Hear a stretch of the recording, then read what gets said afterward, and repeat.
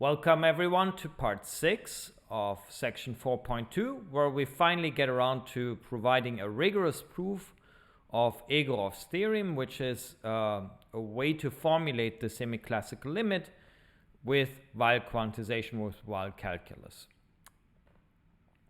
Alright, so I've copied and pasted the pseudo-theorem, and now what we'll do is we will make it into a mathematical theorem. So first of all, we need to specify conditions on all the objects.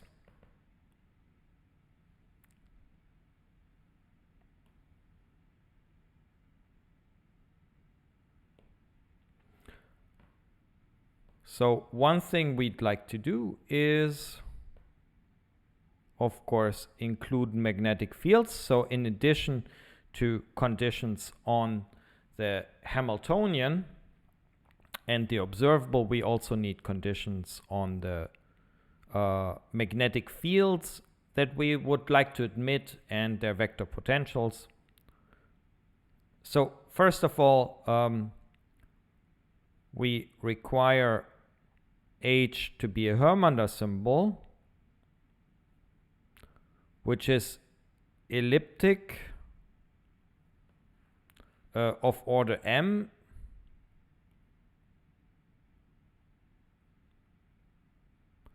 and m is less than or equal to 1. So this largely follows the proofs in my PhD thesis. So this of course the original Egorov theorem is much older, but the variant that includes magnetic fields in a covariant way is due to me, so you can have a look at chapter 3.6 of my PhD thesis, where I will discuss this in where I give even more details. And I've chosen to add some slight simplification, some stronger assumptions to make the proofs a little bit more straightforward.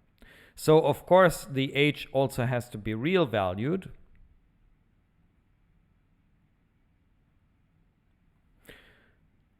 Then the observable that we're interested in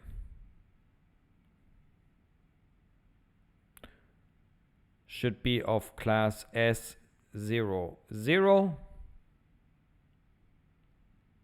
And of course also this should be real valued.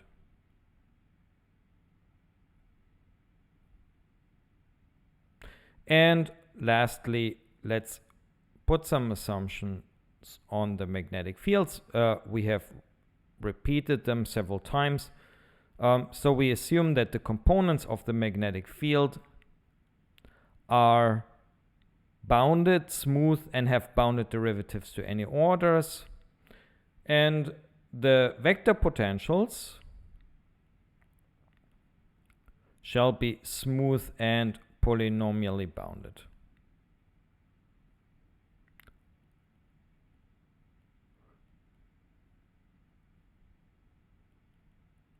Of course, the condition on the vector potential is not a restriction, because you can prove that if your magnetic fields are of C infinity B, of class C infinity B, you can always find a smooth polynomially bounded vector potential. So under these assumptions,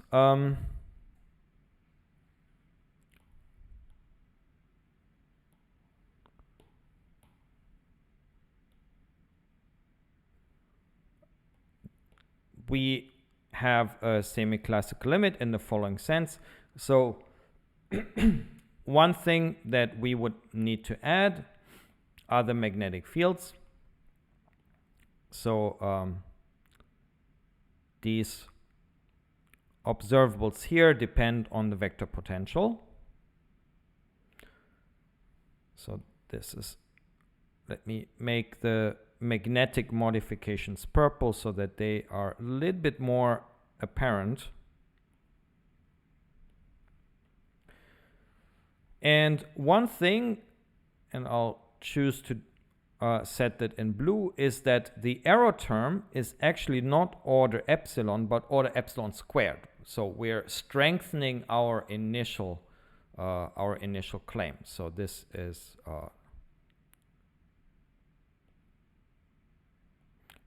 we're actually proving a stronger result. So this is always nice when you get to do that. And let me just, for the sake of simplicity, add what these other objects are. Well, I have a magnetic Hamiltonian, which is the covariant quantization of small h.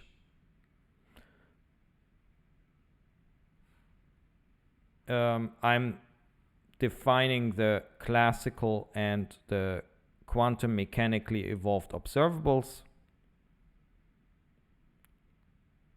So the quantum mechanically evolved observable uses the evolution group associated to HA.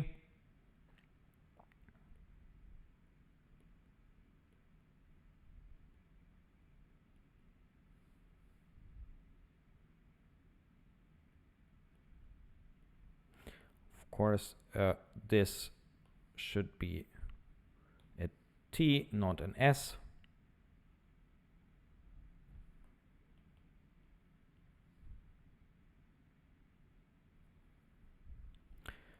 And the classically evolved observable uses the flow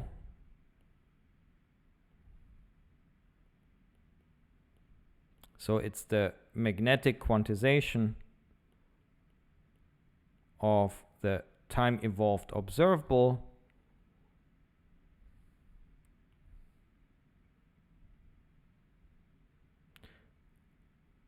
where the flow, of course, uses the classical flow associated to the equations with a magnetic field. So maybe.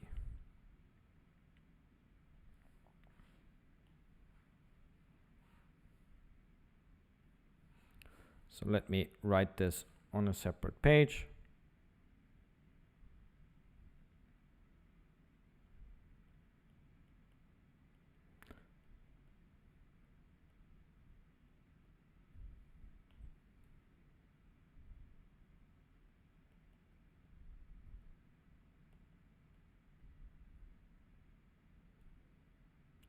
So of course, we now have to introduce the, I need to add another page.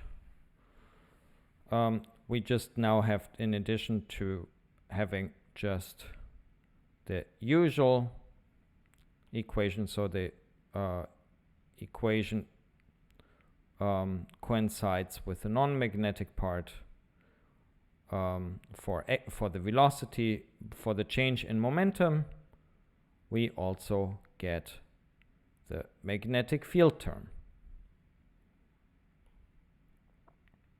So this term here is again new. So this was just meant as a reminder. Let's say from a mathematical point of view, here we have our mathematical assumptions on the objects, and now we have to prove that this is indeed sufficient to prove Egorov's theorem. So also here, let's strike out the word pseudo and make it into a proof. So I've just copied and pasted the first step, because I would just like to enumerate all the things in a discursive style that we actually need to prove and check. So the first thing is, the assumption is that this difference is bounded. So one way to achieve this is if these two operators by themselves were bounded operators. So this is one thing we need to prove. Then if we go from here to here, we need to prove that this term here is C1, right? We need to be able to compute the derivative. Then we arrive at this expression here. So let me add the magnetic vector potentials, because here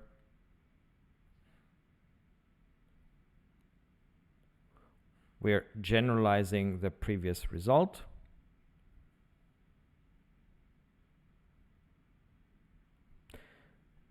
And let's think a bit about what we have to prove next.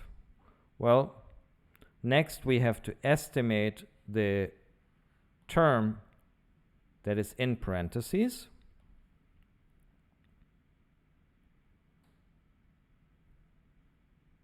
And show that its norm is bounded. I will not do all of the steps there. So there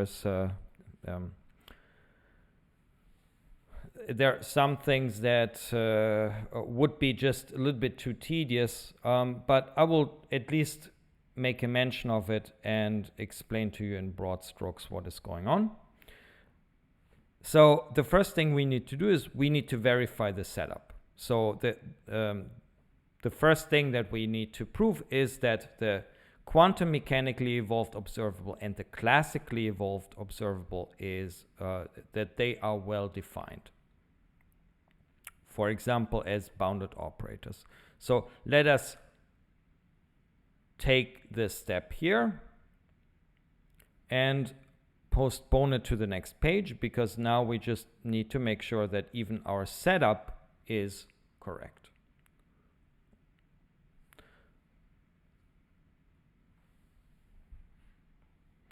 So let's start with a classical system.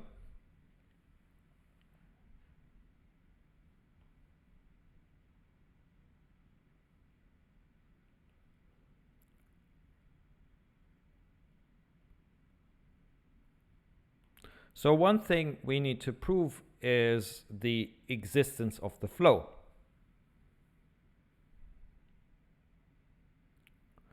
And here I note, okay, if H is in S11, then the Hamiltonian vector field is globally Lipschitz.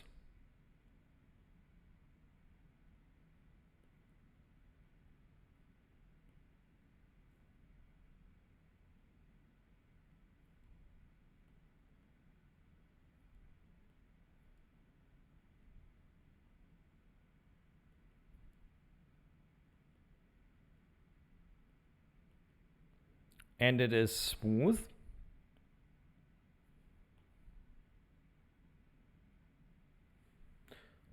And by the Picard-Lindelöf theorem, we know that the flow exists globally in time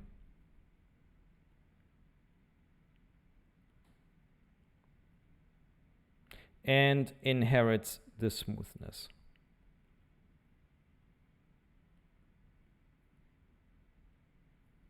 So the first part is the Picard-Lindelöf theorem.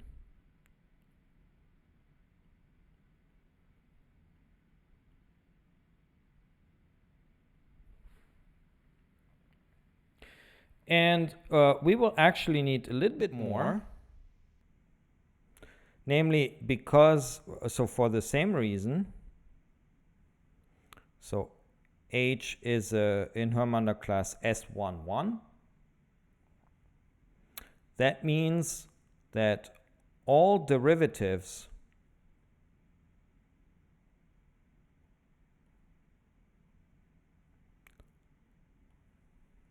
of the flow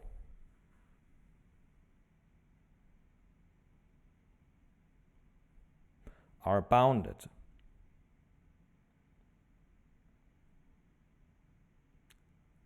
Of course, the flow itself does not have to be bounded, but its derivatives must be.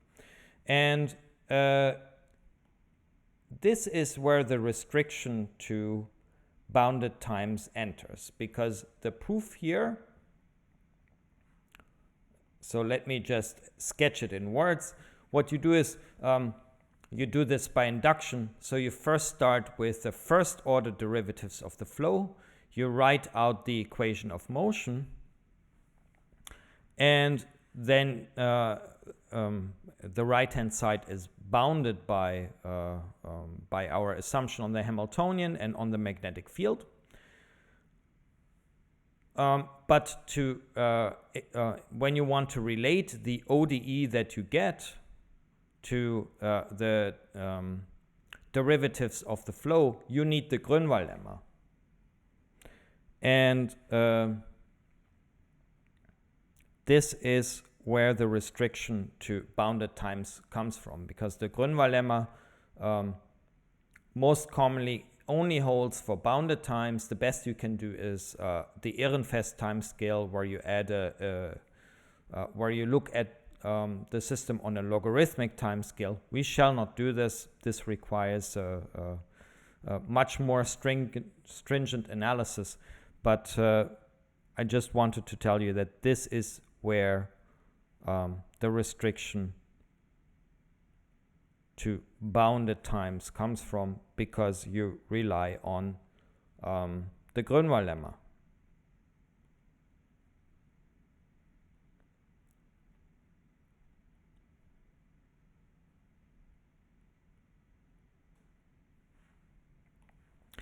All right. That also implies that the time-evolved observable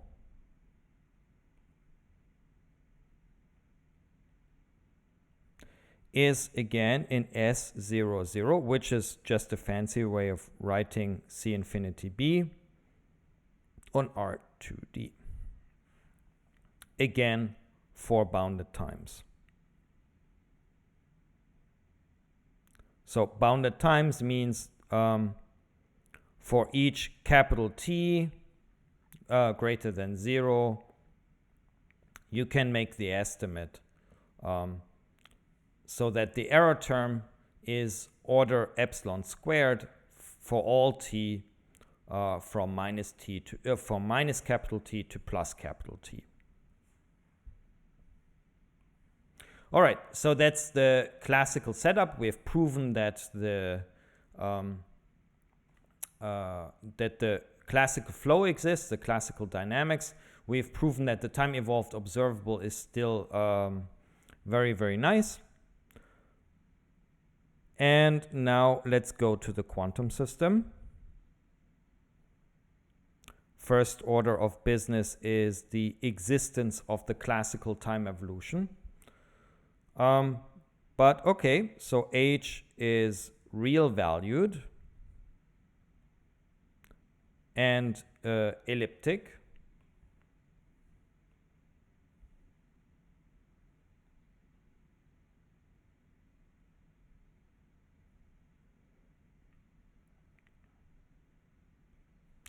And that means that its magnetic quantization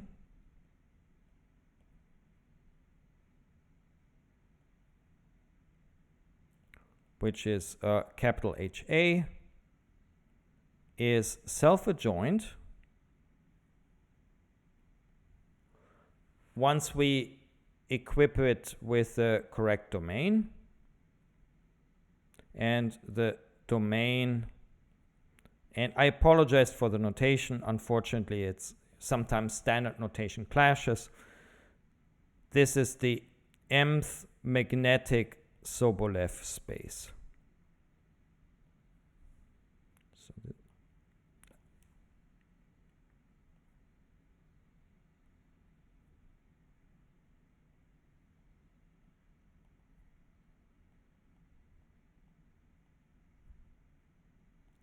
And then by Stone's theorem, the time evolution exists.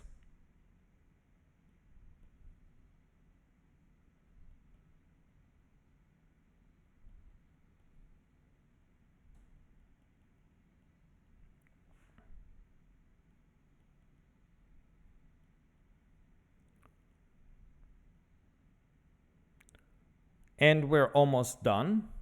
The next thing that we have to prove is that the classical observable quantizes to a bounded operator.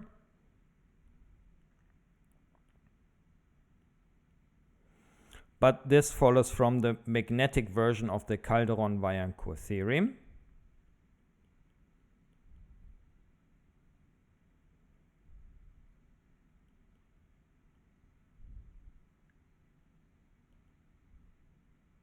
So this has been proven by Iftimir, Mantoyu, and Purice. The reference can be found in my PhD thesis. Sorry, I should write what the actual statement is. Of course, this here is in B over L2 over RD. Okay, that's the statement. And of course, because f is real valued,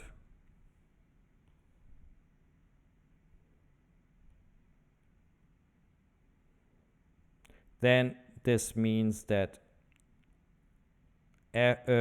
op AF, the quantization, is actually self-adjoint as a bounded operator, so we don't have to worry about domains.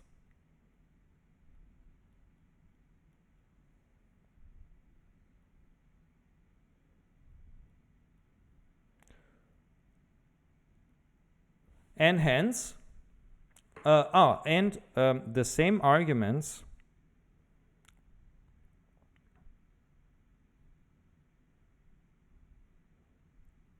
apply to the time evolved classical observable.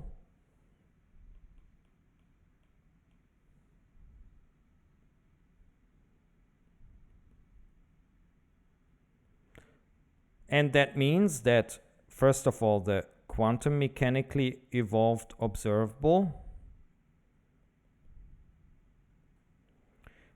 exists as a bounded operator.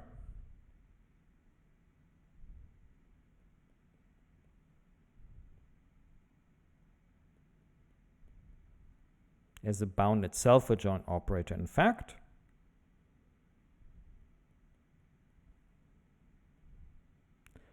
And also the classically evolved observable also exists as a bounded operator.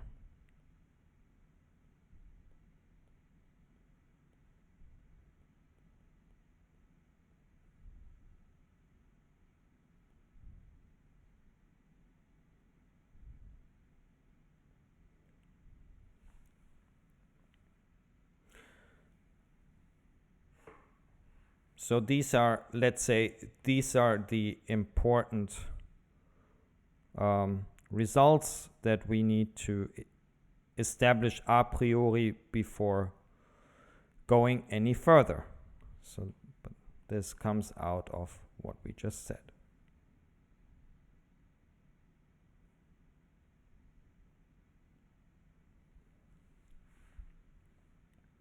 So now if we look at the Duhamel argument, which comes next.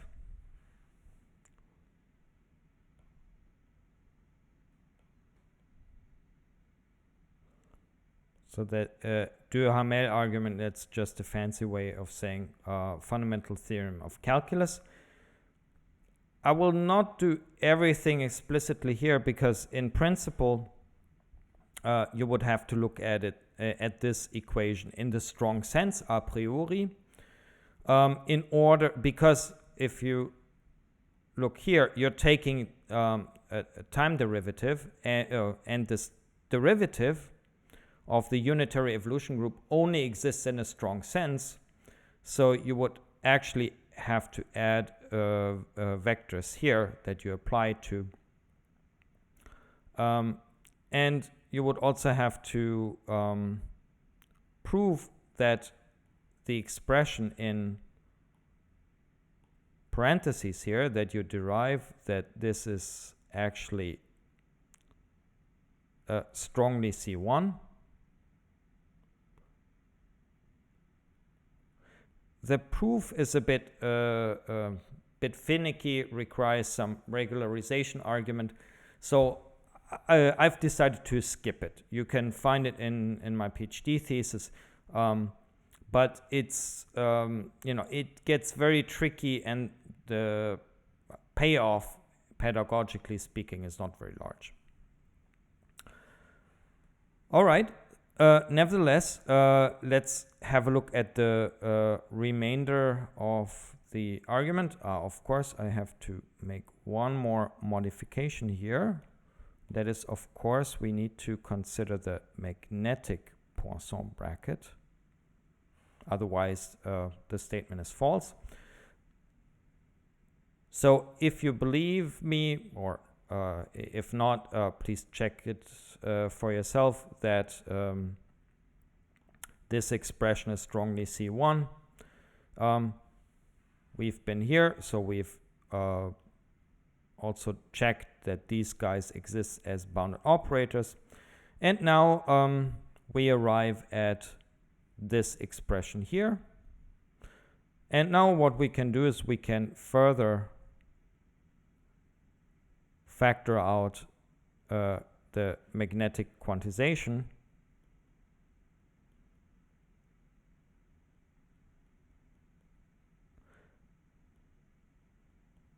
And now we get the difference between the Weyl commutator of H and F evaluated at t minus s. And we subtract from that the Poisson bracket of the same two guys.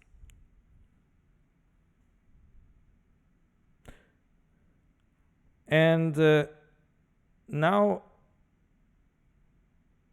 we of course need to be sure that what we have here is still a bounded operator, but this follows from looking at the remainder terms. So we use the asymptotic expansion, and we use the explicit form of the remainder terms. So we expand up until second order, knowing that all even order terms cancel one another. And then we, because we also know the explicit form of the remainder, we just have to write it out. We not just know that this is order epsilon squared, but also, if you look at it, that this is in S00 for bounded times.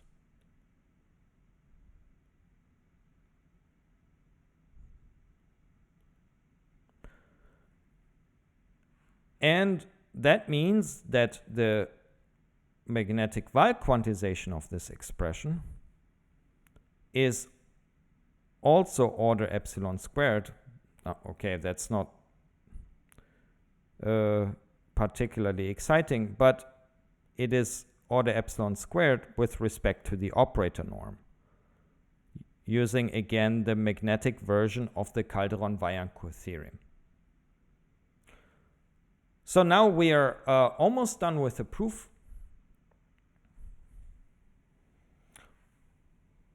All we need to do is the norm estimate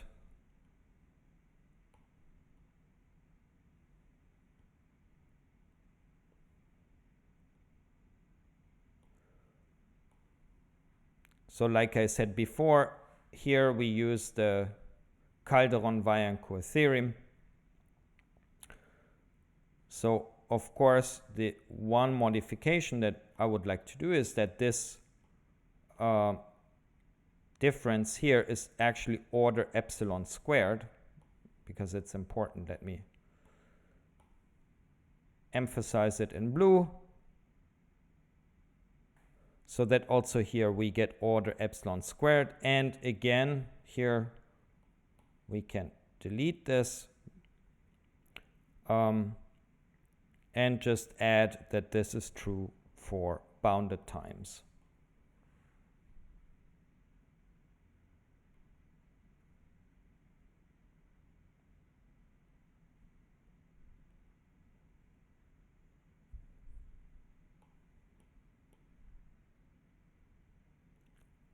So once you have defined your objects, you have placed suitable assumptions on them, you have developed a suitable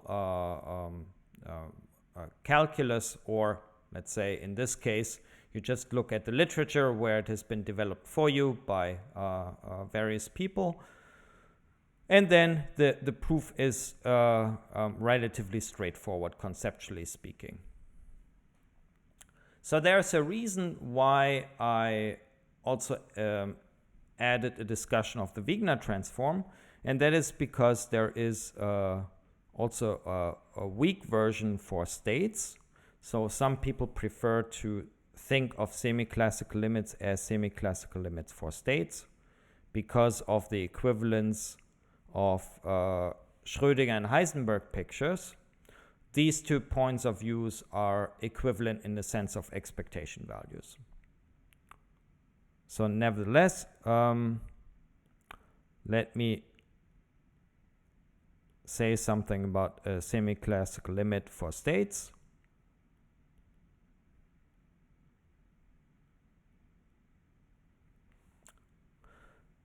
So of course, I'm placing the assumptions from the Egorov theorem under the assumptions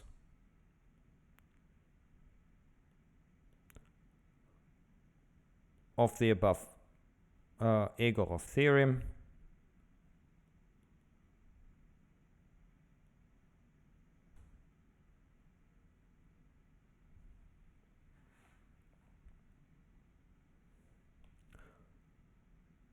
For any normalized psi from our L2 space,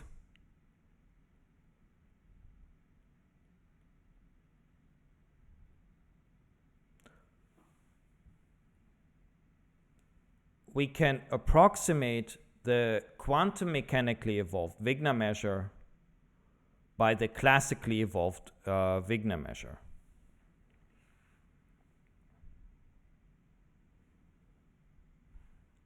So the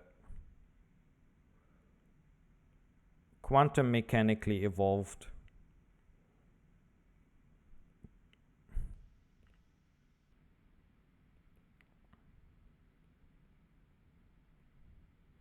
Wigner measure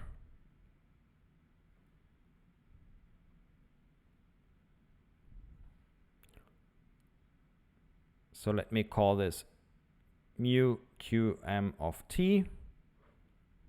So if you're really picky, this is really the density of the actual measure with respect to the Lebesgue measure.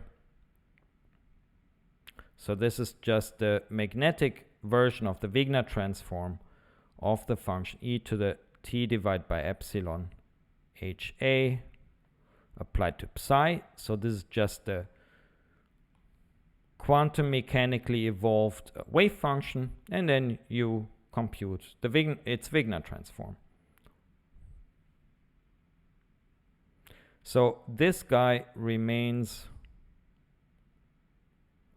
order epsilon squared close to the classically evolved Wigner measure.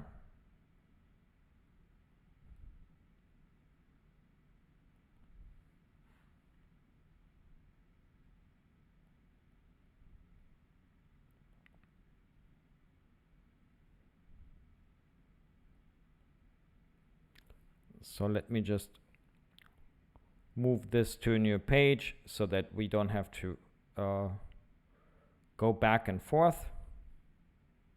It's one of the advantages of the digital world. All right, here we go. So what's the classically evolved Wigner measure? Well, it's what you think it is. You compute, so these are definitions, you compute the Wigner measure for the wave function psi, and then you compose it with the magnetic flow, but you go backwards in time. So this going backwards is completely standard. If you think of, for example, the difference between the Heisenberg equation and the Liouville equation, it's just a minus sign for exactly the same reason. If you want to have consistency between Schrödinger and Heisenberg picture, if you want to have equivalence between the two, you need to evolve states backwards in time. And this is what this minus sign does. You will also see this in the proof. Of course, we expect this to be true for bounded times, as we said before. Again, no surprise. So they are closed for bounded times in the following sense.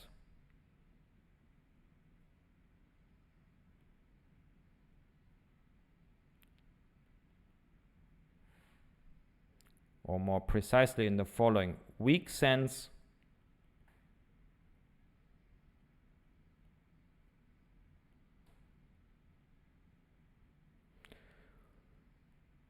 You integrate, you look at the phase space integral of an arbitrary function from S0, 0, and then you integrate the difference between the quantum mechanically evolved Wigner measure and the classically evolved Wigner measure. And this here is order epsilon squared, or absolute value t epsilon squared, for all f in S0, 0. And that is the statement. So how would you go about proving this? It's relatively straightforward. You just need to make the connection to the previous Egorov theorem. So let me do this in turn for each of the two terms.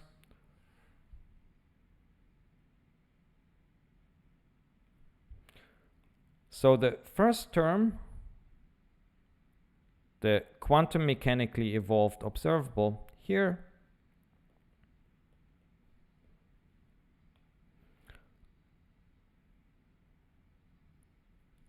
Qm of t and x. So what this here, you're just using one of the properties of the Wigner measure, which also holds true for the for its magnetic counterpart, for its magnetic generalization. So this is a classical expectation value with respect to the quantum mechanically evolved Wigner measure. And by, or maybe let's make it a little bit more explicit even.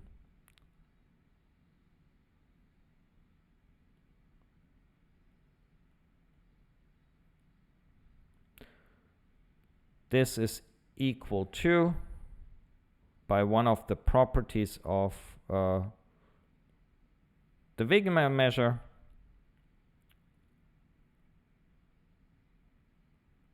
so here psi of t is just an abbreviation for this here. And of course now we need to take the quantum expectation value for the correspondingly quantized observable. And once you write out the expectation value, which here is just the scalar product.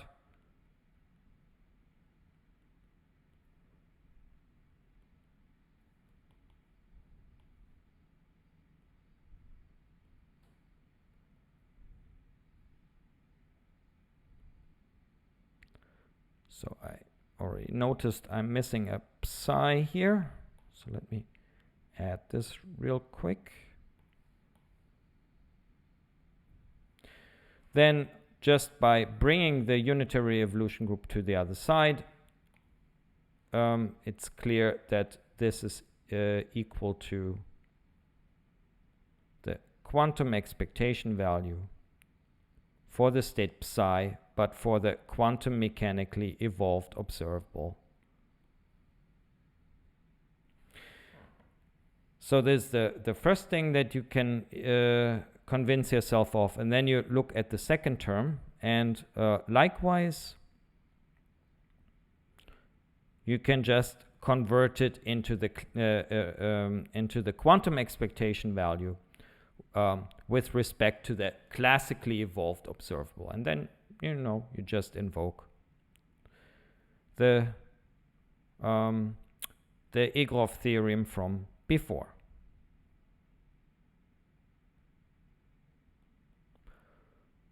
So now here it is more advantageous, well, or necessary even, to move the time evolution from the Wigner measure to the observable while you're still on the level of functions on phase space. So now comes something that's maybe not immediately obvious, but you can that's something you can convince yourself of, and namely that the if I want to push the time evolution to f, I just replace I just call this my variable y, and then this does the job. And the only thing I need to check is that the transformation of the measure.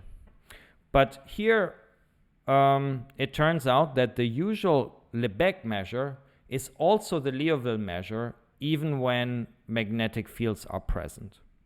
So that's not completely obvious, but this is something that you can prove.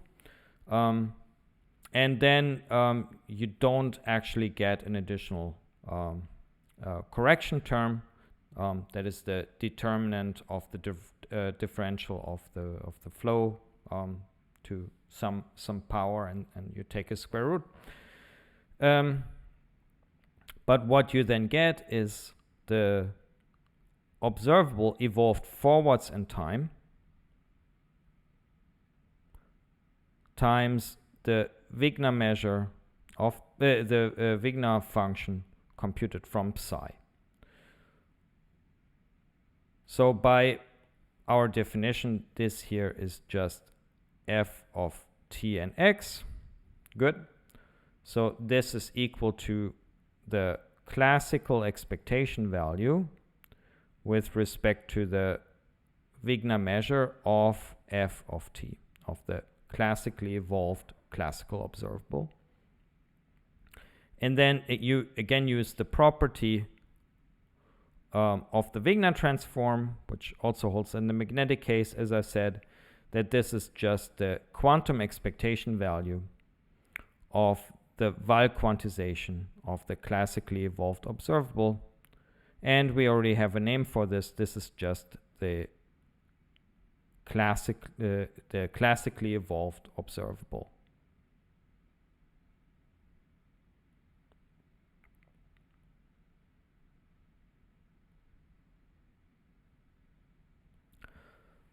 And now once you subtract the bottom term from the top term, this means that this integral here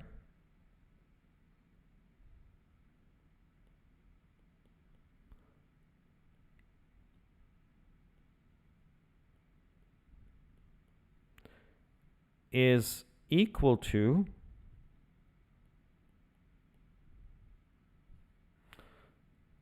just as a reminder, this expectation value is nothing but the scalar product of psi with whatever is in parentheses here, so f classical of t times psi. So the difference is just the scalar product of psi with the difference between the quantum mechanically evolved observable minus the classically evolved observable. And now, using the Egorov theorem, we know that this is order epsilon squared and grows linearly in t for bounded times.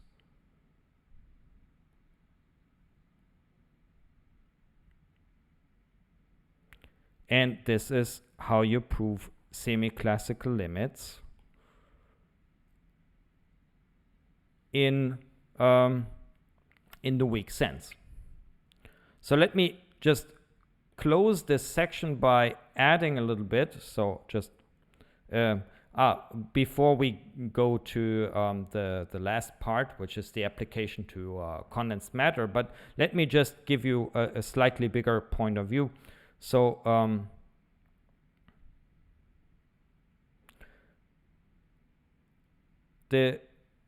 if you add magnetic fields, then the statement that I gave is not 100% satisfactory, because you actually cannot control the flow sufficiently well, the classical flow. So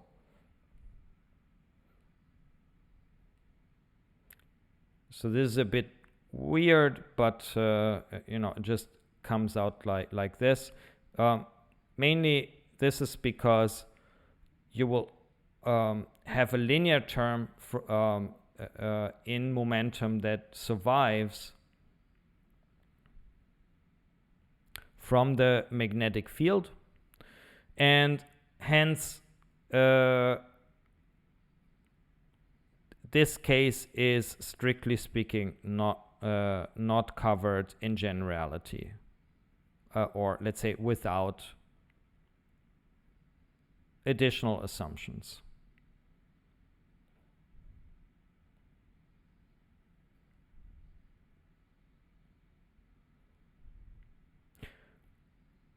But maybe let's also look at something nicer.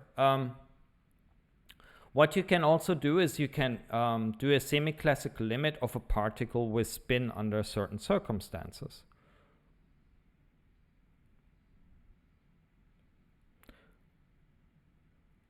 So here you exploit that there exists an analog of Weyl calculus, which is called Stratonovich Weyl calculus for spin. You combine this with the Weyl calculus for the translational degrees of freedom. And what you then obtain is are coupled equations where you have the translational motion plus a classical spin degree of freedom.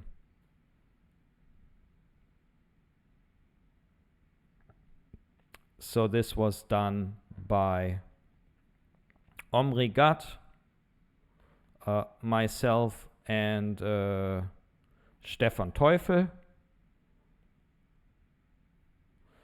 I think the paper came out, so I think it came out in 2012 or 2013. So I'm not 100%, but I will add this to the list of literature. And the other nice thing is that this allows a lot of refinements, for example, where you can include higher order corrections. But then, of course, you have to move away from the flow, etc., etc. But this is fairly standard in some sense. All right, so now that we are ready to take on the big result that we intended to prove. But I'll do that in a separate video.